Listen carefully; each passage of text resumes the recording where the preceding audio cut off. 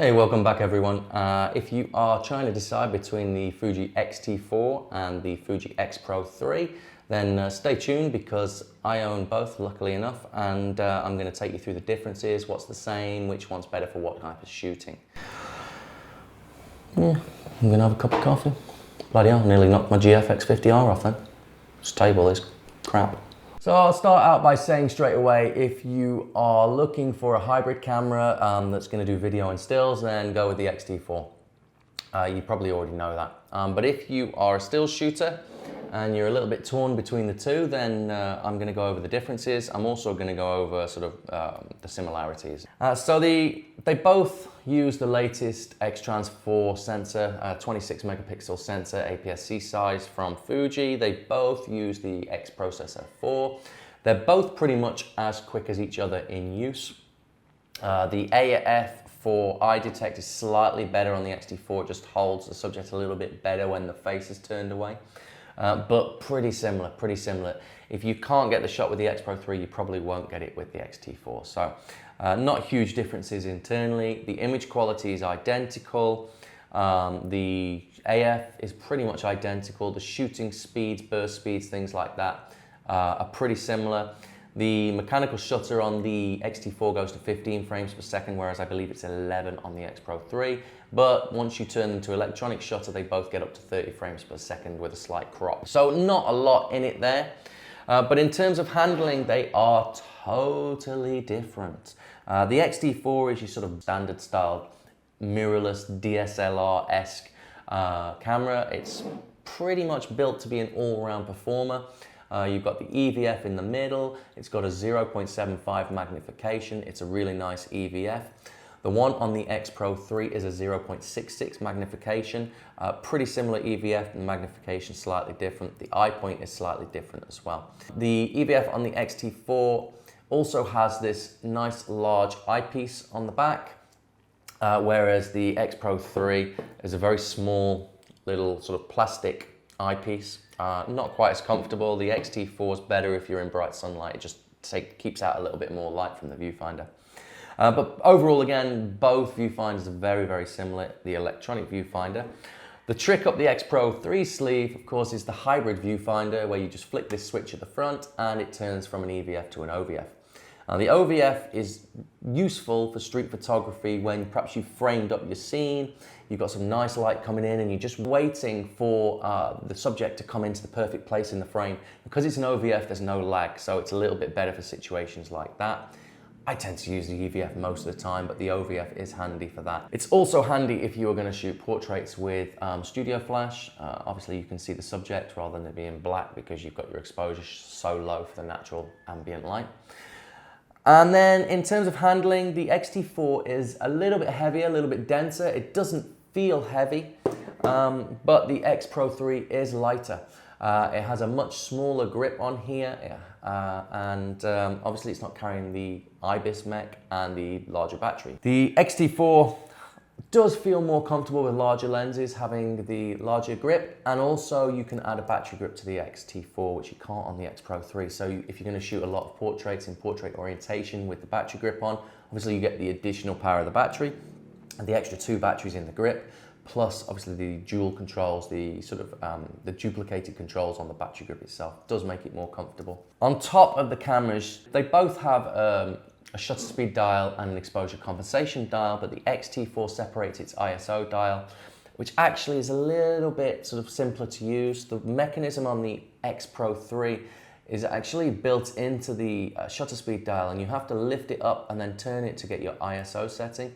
It's a little bit fiddly, and it just feels a little bit like a weak point. Maybe it'll break. It hasn't broken, so I can't say it will, but to me, the build on it just feels like a bit like, I'm not so sure about it.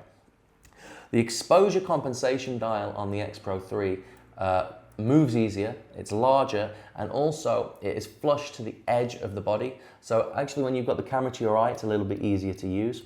So I sort of see the X Pro 3 as a camera that you're going to be using the viewfinder on most of the time. And you're going to be shooting with it to your eye, and you're going to be changing settings on the fly quickly.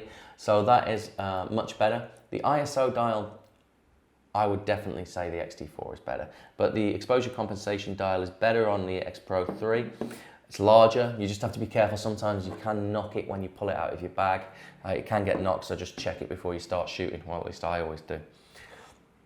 On the back of the camera, a big change for the X Pro 3 is they've removed the D-pad. And while I don't mind using a camera without the D-pad or with the D-pad, if you give me the choice, I'll choose the one with the D-pad just because it gives you more function buttons. Also, I've shot a lot of Fuji cameras over the years, so I'm used to having the D-pad there. They've started to remove it on quite a few of the recent cameras, the X Pro 3, the X100V. I'm pretty sure it's not on, not on the GFX50R either. So if I can have the D-pad, I'd rather have the D-pad. It's just useful. I almost always set up the D-pad in the same way with the same buttons with white balance and film simulations. On that, it just gives you a few more options. So overall, the handling, they're very different. The XT4 feels like a general purpose camera, slightly quicker to use, slightly more generalized in its usage. The buttons pretty much have the same sort of tactile feedback on them. The ones on the X Pro 3 are slightly flusher to the body, but they are on a raised little mount, so that's not too bad. Obviously, one of the big changes for the XT4 is the inclusion of IBIS, in-body image stabilization, for those of you who don't know, what I'm sure you do. And the IBIS gives you, Fuji claims, 6.5 stops if you use an OIS lens, or about 5 stops, I think, if you don't. I get about 4 to 5 stops of image stabilization for me. If I use it with a 10 to 24 lens at 10mm, I can shoot at about half a second and get consistently sharp shots. Sometimes I can hit 1 second.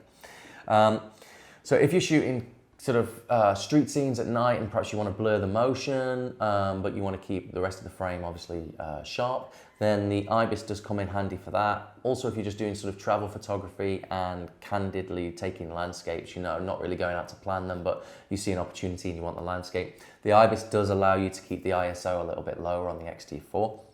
If you're shooting mainly street, people, travel, documentary, reportage, and you're including a lot of people in your frames, then the IBIS doesn't probably make too much difference for still shooters. And if I'm going out for a proper landscape shoot, I've got to be honest, I'll be on a tripod anyway. So the IBIS is useful for sort of grabbing quick shots that you perhaps couldn't otherwise get. But apart from that, I don't think it makes a huge difference in terms of photography. The other big difference is the LCD screen. So the XT4 has got a fully articulating LCD screen. This is one of the reasons why I say for video shooters, the XT4 is much better. But also for stills, I like the articulating screen. I find it gives you more options. You can angle it down, angle it up, you can turn it to the front, you can use it in portrait orientation in that way. And when it closes with the LCD screen on the inside, so it protects it, and you can totally ignore it if you want and still just continue to use the EVF instead. It's much more flexible, and I think that's the general theme of the XT4, is it's more flexible than the X Pro 3. The screen on the X Pro 3 is pretty contentious, I think, when I've read internet forums and things like that. But basically, it closes inwards and it will flip to horizontal or all the way down. So for what it's designed for, this street photography, reportage, documentary and stuff, flipping down is one of the things that street shooters like the most because they can discreetly shoot at the waist. Whereas the XT4 actually is a bit more unwieldy because you'd have to flip it out to the side and then horizontal. So if you're purely street documentary reportage and you don't like a fully articulating screen, then the one on the X Pro 3 actually does everything you need. I know a lot of people complained about it, and one of the complaints was that it's just not flexible enough. So this one is a bit more limiting, but it does what you need it to do for street photography. One cheesy, if you like, or quite nice little touch on the back is that they have this little sub monitor, and on it they show you your film simulation. And it's represented by basically the film stock, little image on the film stock that you used to get on Fuji. The picture of it is on the back of your camera. That always stays on, so it will drain the battery very slightly, but I've never noticed it really. I quite like that, but then I'm a sucker for stuff like that. You can also change that to show your current settings as well, which is a bit more useful. So in terms of handling with zoom lenses, I'd almost always go with the XT4. Again, zoom lenses are sort of more flexible, aren't they? And that goes with the general theme of the XT4 of being more flexible. Where the X Pro 3 shines for me is if you pair it up with primes, particularly the small f2 weather seal primes. So both bodies are weather sealed and pretty much feel like they're weather sealed to the same level. So sticking some primes on the X Pro 3 is where it really shines. And you can, I would stick on, I mean, quite often I would grab this camera if I'm just going out with the family, or if I'm just gonna take a camera with me and I potentially want to shoot some candid stuff or documentary stuff, things like that. Stick a 23mm 1.4 on that, or a 35 f2, or any of those f2 primes. And I sometimes team it up with something like a 56 1.2, and I'll have the camera with a lens and one lens attached in a small bag and a spare battery, and I'll take it with me. The XT4 is more for planned shoots, perhaps when I go out and I am going to do landscapes or a particular portrait shoot, because I want to use the portrait grip or the extended battery life, slightly better AF. But speaking of the battery, the XT4 uses the new NPW235 battery, which has a much larger capacity than the NPW236S. Oh, God. NPW236S battery that's used in the X Pro 3, which is the same as the ones used in the previous generation cameras, including the XT3. I get about 900 shots from the XT4 on a single charge, and I get about 500 shots from the X Pro 3 on a single charge. Both of them can charge by USB-C, so the battery life is not perhaps as important as it used to be, because I just take a power bank with me in my bag and then I'll just power them up in between shoots or whatever, and you can charge it that way. Overall, this one, if I could only have one camera and I needed to do everything, the XT4 is going to be best for like 90% of photographers, because it just does everything that the X Pro 3 can do, apart from having the OVF. And plus, it's cheaper. It's got IBIS, it's got the articulating screen and the better battery life, plus the option of putting on a battery grip. It feels better when you're using it with zoom lenses, but obviously you can also use it with primes as well, and it works just as well. AF for IAF is slightly better on the XT4. But those who know what type of shooting they do, and if it's like street photography, documentary, as I've said before, the X Pro 3 is still an outstanding camera. It gives exactly the same image quality. It can do most of what the XT4 can do.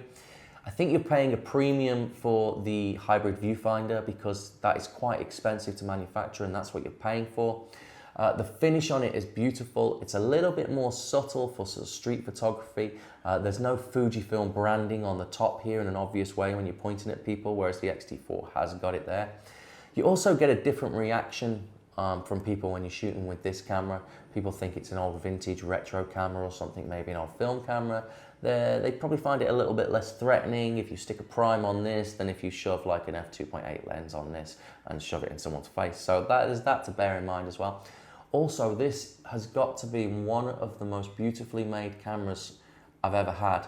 I've owned X100 series cameras, and I've owned the Pen F, which I consider to be amongst the prettiest cameras, digital cameras anyway, that are being made.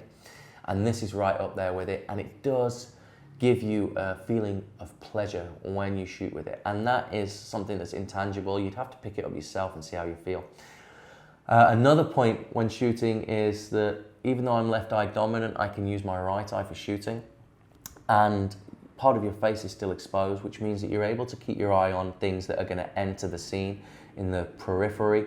You're also sort of not quite so hidden away from your subject, so some people feel that it allows you to connect with your subject more. So I think really it's going to depend on what type of shooting you want. 90% of people, this is going to be the pick. It's cheaper, more flexible, does more. You also, if you want to do some video and stuff, obviously this is much better. For instance, I've got a load of Rode microphones, and they're all on a 3.5mm mic plug, and this is a 3.5mm straight in, whereas this is a 2.5mm mic input, which means I've got to get an adapter for this. I'm in the Philippines, I haven't got the adapter, can't order the adapter, so I can't use my Rode microphone straight into this, which is a bit of a pain in the neck. Same on the GFX50R. So this just overall is an easier camera to work with, and it's probably the recommendation for most people. But this one is beautiful, and if you try it and you like it, you will love using this camera.